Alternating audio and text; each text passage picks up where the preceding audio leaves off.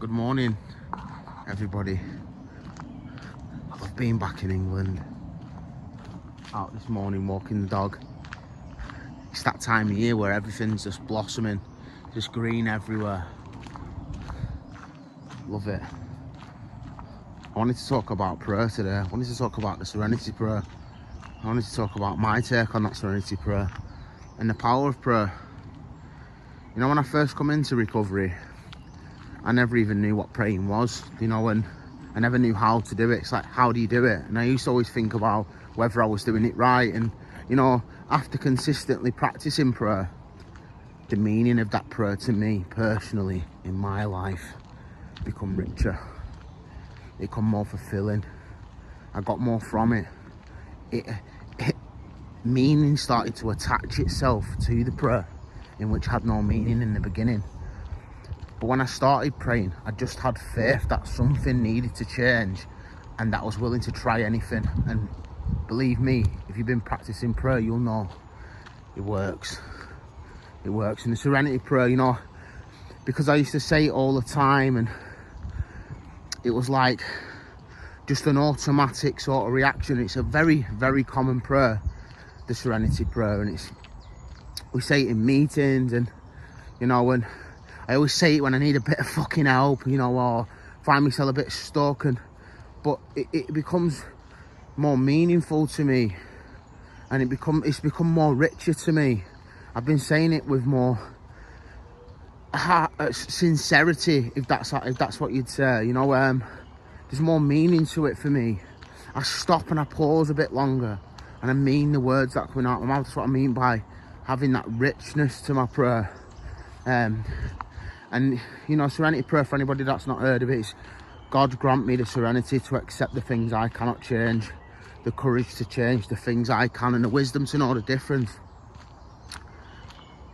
Thy will, not mine, be done. You know, that's the Serenity prayer. I love the end bit of that, you know, thy will, not mine, be done, because I'm handing it over to somebody else. You know, I'm trying to open that window of opportunity that's available to me and know that I don't need to do this on my own. The Serenity prayer has become a very frequent prayer to me and a very powerful one for me when it comes to facing adversity in my life, when it comes to making change. And I'm going to go through it and sort of like talk about my experience with that prayer and what I mean by the meaning of it becoming more richer to me over a period of time. Like, grant me the serenity to accept the things I cannot change. Now, trying to change things, usually for me, is always based on a past experience or a future, something that I think about in the future. It's always an image that doesn't exist. It's always a fantasy or something. It doesn't exist yet. It's just my imagination playing out, and I want to change that because it's not always nice, or doesn't always make me feel very nice. It doesn't always make me feel very good about myself, you know. And I want to change the past. I constantly go into that past and I want to change that, because that's what I mean. I need the serenity to accept that I can't change the past. I need that serenity to know that I can't predict my future.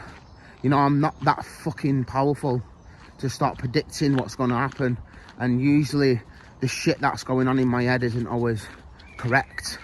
The feelings that produces aren't always true. So ask for the serenity to accept my past, accept that I don't really know about my future, because I never ever have the power to change this present moment right now. When I'm here now in this moment, I can't change that. So I don't need the serenity right now. I need the serenity in this moment to try and accept what's gone on in my past or my future, or what's going to happen in my future. The future and the past are always places where mind activity can sort of get you to engage with it. You know, it's not you, it's your mind. That for me, I have to accept that. I ask for the serenity. I ask for help, for a power greater than me to grant me, or to give me the serenity or the awareness to know when my mind is playing out a scenario in my head which is coming from a past experience or the fear of something happening in a future scenario that hasn't even it doesn't even exist. You know, being predictive, or having a prediction of my future, always based around some sort of fear or my need to want to control something that's going to happen. So that's what the serenity is for me. That's what I need. When I ask for serenity, I mean presence. When I have that presence, I find it easy to accept now. I find it easy to accept my past. I find it easy to accept the future. I hope that makes sense. So that's the God grant me the serenity to accept the things I cannot change. I never want to change the present moment because it's all I have. You know, it's always the past or the future that I want to be changed. It's always the past or the future that I want to have control over. That's what I need to accept. And when I realise that, my prayer becomes very, very rich for me. When I move on to the next bit, you know, God grant me the serenity to accept the things I cannot change, the courage to change the things I can. So that means I want to have the courage to, in living in this moment now, I've got the serenity. I want to have the courage to do something different, act in a different way, take action. I need to be doing something. And even sometimes doing nothing is also doing something. I don't have to actively do something. Sometimes just not doing what I used to do is also having the courage to change. And sometimes when we don't even have a clue what to do, sometimes just doing nothing is the best thing. To be still, to do nothing, be nothing. It's not always like that. Sometimes we need to get out of a place to where we need to take action in order to move forward and get momentum going and build that courage, because courage comes from action. Courage comes from consistent action. And I think courage is something that is cultivated. You don't just find it, you don't just get it. It's something that's cultivated, you know.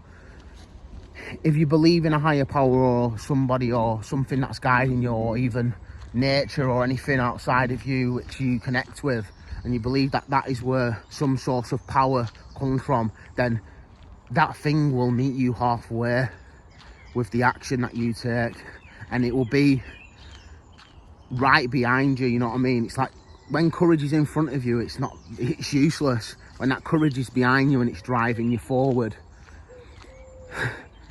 and you've had the serenity to accept the future and the past, you can live in the now and move forward and create yourself a beautiful it can be a beautiful experience. Courage is something that is cultivated. It's something that needs to have consistent action applied to it. Courage doesn't always feel like courage. Courage isn't being courageous, like doing something spontaneous that takes you well out of your comfort zone. It's something that comes over a period of time to where you start to face things and they don't bother you anymore. That's when I've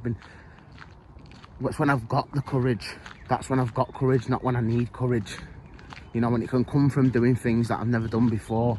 We can get it from all areas, but for me,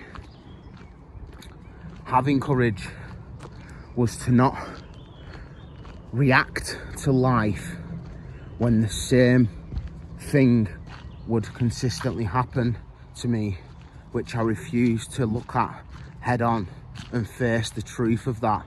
Because when something happened to me where I had to sit and face the truth of that, in that moment, I would go back to living in my mind in the past or the future. Courage is being able to stay in the present moment for me and face life head on and deal with it in that moment and let the moment die so that a new moment can exist continuously over and over again, because life is one big now. Past doesn't exist anymore and the future is just imagined. That's where courage lies for me, to be able to stay in that present moment no matter how hard or how difficult or how much life turns up or how much responsibility you have to face in that moment. It's not shying away, it's taking care of your responsibilities, it's getting out of fucking bed every morning and turning up for yourself and doing the things that you never used to do, and sometimes just stopping the things that you've always done to make yourself feel better, because right in that moment, in that now, maybe there's a lesson to be learned. Maybe you need to sit in that moment, maybe you need to feel that moment so that that moment can die a natural death and allow a new moment to be birthed. God grant me the serenity to accept the things I cannot change, the courage to change the things I can, and the wisdom to know the difference. The last bit of the prayer, the most important bit for me at all, the most fucking powerful bit. Wisdom. What is wisdom? What the fuck is wisdom? I've always wondered what wisdom was. You know, I thought wisdom was some old man who just knew loads of shit. You know what I mean? Just knew the fucking answers for everything. That's what I thought wisdom was. Wisdom's got nothing to do with that. The wisdom to know the difference. On this short little journey, which I've started in my recovery, consistently asking for the wisdom to know the difference, I started to slowly educate myself. And I become very knowledgeable around certain areas of my life and certain things and how Neil worked personally to me. And I come across some information, and because I knew that information, I had the expectation that my life was going to change, because now I knew something that I never knew before, and that's what I thought wisdom was. But wisdom for me always springs from the first two parts. You know, I know that I need serenity. I need to stay present in the moment. I need courage to face that moment head on. That's the wisdom, because I know that if I don't do that, I'm not going to feel serene.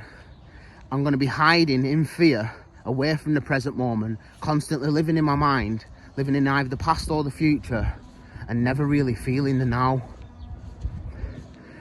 Now, when I know that is one thing, but when I consistently put myself in a position to face that and do that and live and breathe in that prayer within itself, now that's wisdom. Because information is only information until you utilize it. When you start to utilize information for your best advantage and use it to benefit you in order to experience life to the best of your ability, and that's wisdom. Wisdom can also be sharing that knowledge and letting other people know how you use that knowledge in order to live a better experience. We can only keep what we have by giving it away. So may God grant us the serenity to accept the things we cannot change, the courage to change the things we can, and the wisdom to know the difference. Blessings, peace. Have a beautiful day.